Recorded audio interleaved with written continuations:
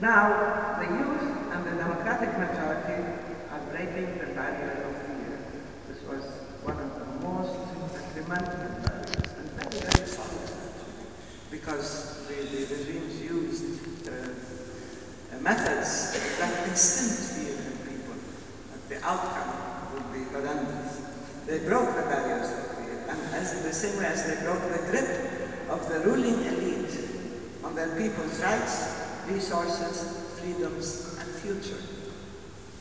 Now, as I said, seemingly it's internal reform and change, freedom and dignity, and so on, but a great deal of the Arab dignity in the face of the continuing indignity of the occupation and the loss of national will.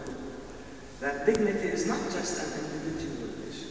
To many people now, the Arab Spring and Arab Awakening is regaining the dignity of the Arabs as a whole in the face of this. And no matter how much the Israeli government or officials try to de-link the Arab Spring from Palestine, and of course you heard Netanyahu trying to de-link it, to dissociate the Arab Spring from the Palestinian question, we know that Palestine continues to be the most focal, emotive, and even visceral issue in the Arab world, in the shaping of perceptions and attitudes. And so there is an interconnection that is extremely emotive and significant. Therefore, we believe that any new democratic system or government will emerge, that will emerge from the people, and it will respect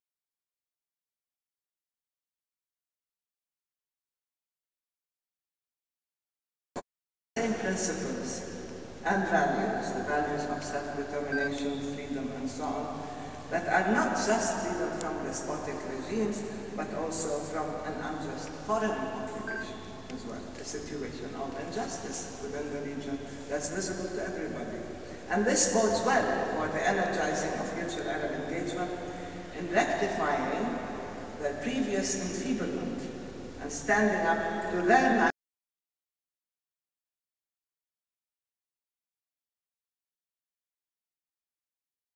what happened to it so far. The awakening also resonated with the Palestinian people as a whole, and it reminded us, it's reminiscent of the first Intifada, and now is not the time to talk about it, but that was one of the first examples where an unarmed civilian population rose in a non-violent struggle against an army of occupation. It energized the Palestinian youth and public opinion, provided motivation and means for networking, exchange of information, as well as mobilization. And cyberspace is extremely hospitable, expansive, and liberating, especially to the excluded and the oppressed. There is a sense of identification and solidarity, but it also triggered action, and actions that are coordinated. Now, among the most visible effects of the Arab Spring in Palestine was, of course, reconciliation and unity. Previously, the Arab Rift contributed to and exploited the Palestinian Rift, the division between Fatah and Hamas. Now it is contributing to the healing of this rift, particularly because of the pressure of public opinion, and particularly the youth. There were demonstrations saying we have to leave, we have to reconcile, we have to unite as a step to end the occupation. So it wasn't just the demonstrations weren't just ending the occupation, we want to be free, but also we want to reunite in order to end the occupation. There's also the energized role of Egypt as a lead mediator, and we can talk about that later. And of course, the Syrian crisis, which weakened one side of the Arab. It also enhanced and reactivated or re-legitimized massive popular nonviolent actions, particularly resistance and protest. And an additional significant factor is the unity of the people, not just of the factions and the parties, but the people, particularly those in exile and those under occupation. We discussed this at noon today, the May 15th demonstrations and the Palestinians in exile coming to the borders. The other aspect of the Arab Spring is the redefinition of Arab nationalism. It's a bottom-up nationalism, grassroots coalitions on the basis of shared values and aspirations, global in nature, but claimed within the Arab world as a people's right, and as a means to reactivate the Arab will and resolve in order to address and solve long-standing grievances, to regain the self-confidence of the Arab world and the pride of identity without being, of course, exclusive, without being xenophobic. And this versus in opposition to the traditional slogans and frozen cliches of the elites and the client regimes that defined Arab nationalism in ways that defended or served their own separatists. But the Arab Spring also redefined leadership and the source of credibility and legitimacy throughout the Arab world. It's not external approval or protection, patronage by a foreign country that makes you a leader. It is not security control or the monopoly over sources of power, wealth, resources, the information and the media, manipulation of official media. It's not the possession of arms or an oppressive army. It's not inherited positions, connections, or privilege.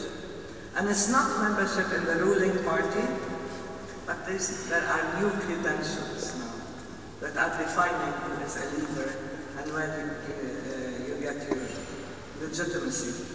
Meritocracy, access to information and tools of mobilization, loyalty to the people's rights, and a social contract, a new social contract, which takes us back to its origins, of course, as public servants, that you are actually a public servant as opposed to a ruler who controls and owns and with a sense of proprietorship, and not means of control and power.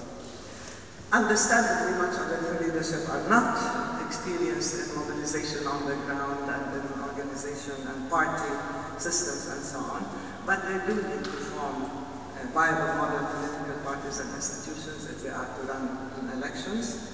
And of course, there has to be coordination with civil society, with its growing role and influence in order to shape the agenda jointly. Regionally, there's a receding of non-Arab states. This has weakened the influence, possibly, definitely of Iran, I don't know, maybe of Turkey. And of course it exposed Israel's failure and non-democratic agenda. As you know, Netanyahu desperately resisted change. He took regressive, out-of-step positions, trying to hold on to obsolete forms of power and control. Remember how he called the Americans and said, please maintain Mubarak in office, we need him. And now he's saying if we want, quiet on the borders with Syria, we have to keep Bashar al-Assad in place. But then they said, don't speak too loudly. Ironically, it was also Obama who tried to persuade Israel and the Israeli lobby, the pro-Israeli lobby, that peace was in its own interest. He talked about the Arab Spring and regional developments as changing the equation and the dynamic on the ground. And that's true. And if Israel is up to par with what's happening, they would understand that what was possible a while ago is no longer going to be possible. And the more time passes, the more complicated things will be. He talked about the technological revolution and its exposure of the Israeli occupation, and he used that to explain Israel's increasing isolation and critical global public opinion. And then he began with this, the demographic factor, that Israel cannot hope to maintain a Jewish majority in the sea of people who are not Jewish. And to me that's racist. I don't believe that you can define things on the basis of ethnic origin or religious origin or whatever. You build states to be inclusive, tolerant, pluralistic. You don't build them to be exclusive and monolithic. Anyway, but he did not present a bold vision or a working plan that contextualized the Palestinian question within the awakening, within the Arab awakening, and applying the same principles to us. Now Europe, of course, is our regional neighbor. Itself has undergone regional transformations way before we did. It has historical and cultural ties with the Middle East, many of them, of course, colonial, but at least that type of proximity relationship showed a greater understanding of the culture and the history. And Europe understands the peace and freedom imperative. It's time for positive engagement, for an inclusive initiative based on international law.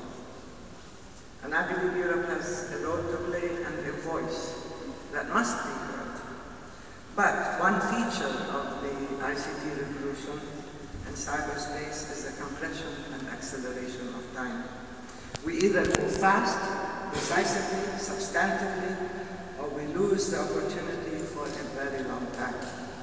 The status quo is not static, it is not tenable, it is not sustainable. We need rapid action quickly, whether we want to go back to basics, to strive to ensure freedoms from fear, poverty, want, oppression, corruption, captivity, occupation, or to validate the freedoms of, whether thought, expression, free speech, assembly, religion, movement, choice. More to the sphere of action now. We need to move to freedom to resist injustice and oppression, pursue peace, the right to self-determination and recognition, to seek individual and collective liberties, to affirm national, cultural, historical identity, to have recourse to the international judiciary, and to claim equality before international law. All these are encapsulated in one thing. We affirm the freedom of the human spirit that cannot be subdued, cannot be subjugated, and cannot be broken. And it is this spirit that we are celebrating here today. Thank you very much.